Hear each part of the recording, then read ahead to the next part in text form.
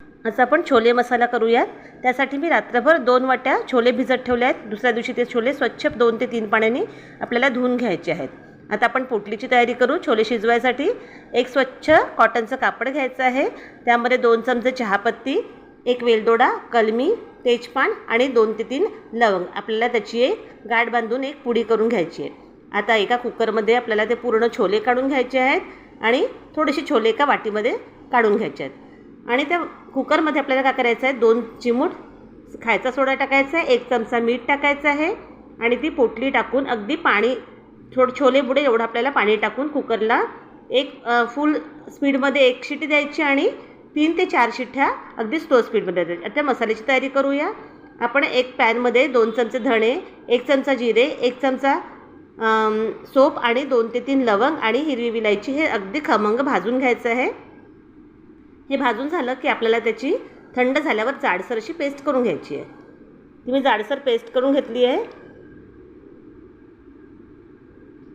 आता मसाल्यासाठी 2 मोठ्या आकाराचे कांदे घ्यायचे आहेत। त्यांना पण आपल्याला अगदी त्याची बारीक पेस्ट करून घ्यायची आहे। कांद्याची बारीक पेस्ट झाली की आपल्याला बघा छान झाली आहे। आता त्याच पॉटमध्ये आपल्याला ते भिजवलेले छोले, टमाटर, आलं लसण आणि हिरव्या मिरच्या याची पण आपल्याला छानपैकी अशी स्मूथशी पेस्ट करून घ्यायची आहे। त्या कढईमध्ये मी 3 चमचे तूप टाकलं आहे।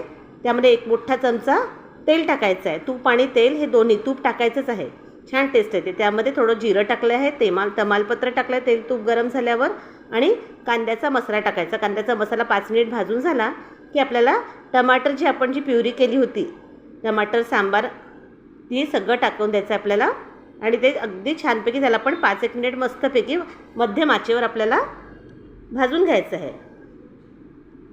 त्यानंतर तिखट, मीठ, हळद आणि गरम मसाला आपल्याला थोडा थोडा टाकायचं आहे आणि ते पण छान असं भाजून घ्यायचं आहे।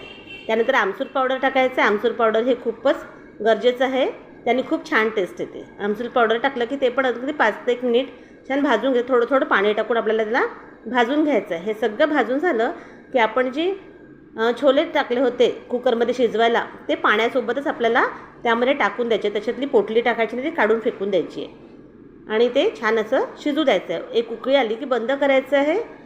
आता आपण तडक्याची तयारी करू।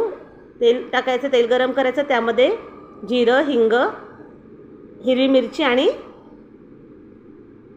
तिखट हे टाकून त्याला छानपैकी वरून तर्रीची फोडणी द्यायची आहे आणि आपली भाजी छान मस्तपैकी मसालेदार भाजी रेडी तयार। ही आपण पुरी किंवा सोबत खाऊ शकतो।